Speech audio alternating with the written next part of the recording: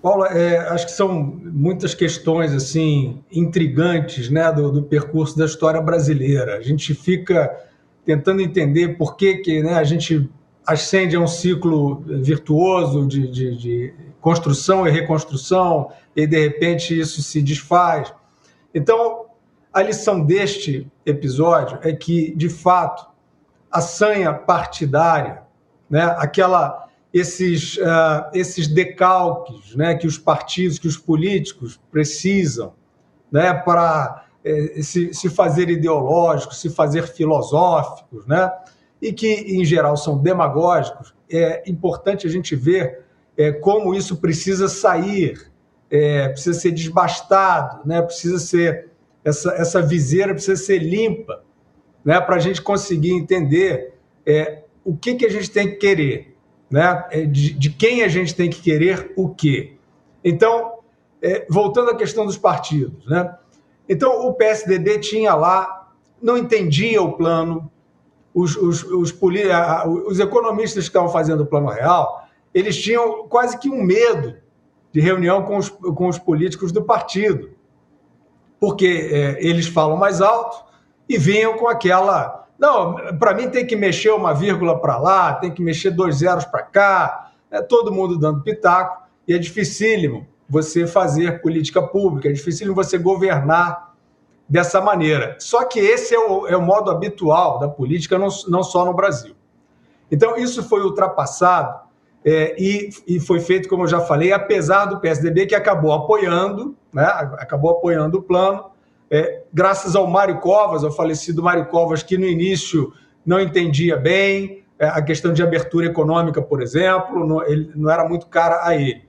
Mas eu queria, Paulo, para concluir, fazer um paralelo com a questão partidária de hoje versus o legado que a gente precisa entender. E o pessoal aí da audiência que está preocupado, está querendo assim, que a gente fique aqui cuspindo marimbondo, entendam o seguinte: nós estamos falando do que há de mais delicado, nós estamos falando do que há de mais sério e mais perigoso na representação política e democrática, que é a opinião pública entender o que ela quer.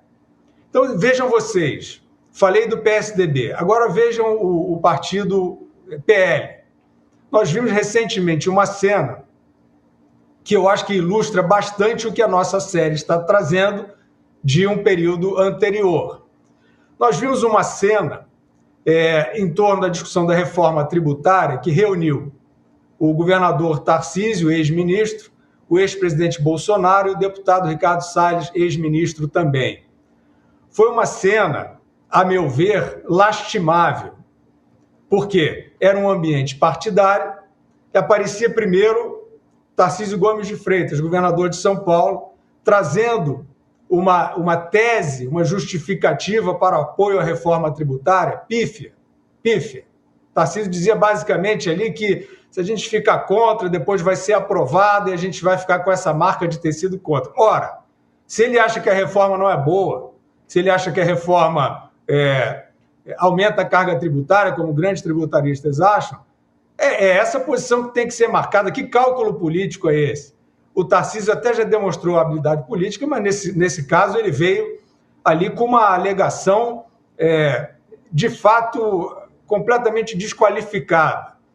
Ato contínuo, o ex-presidente Bolsonaro, responsável pela escolha do ministro Tarcísio, que fez uma gestão incontestável no Ministério da Infraestrutura, exemplar. O próprio ex-presidente Bolsonaro interrompe o governador Tarcísio, de alguma maneira se dirigindo aos presentes de forma desrespeitosa. Ao Tarcísio, dizendo que, enfim, chamando a lealdade dos deputados e interrompendo o Tarcísio daquela maneira. E a tese do Tarcísio já não era boa. Então, olha os erros que vão se acumulando. Eu estou falando de homens que têm um legado virtuoso, esses 3. Jair Bolsonaro, Tarcísio Gomes de Freitas e Ricardo Salles. Os 3 têm um legado virtuoso de gestão. O Tarcísio, então, não dá nem para começar a discutir. Aí o que acontece?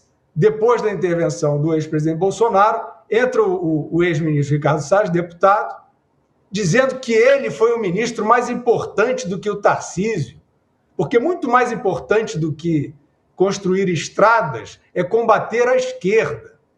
O que é uma frase colegial, e eu até estranho, porque o deputado Salles, ex-ministro, sempre demonstrou uma grande maturidade.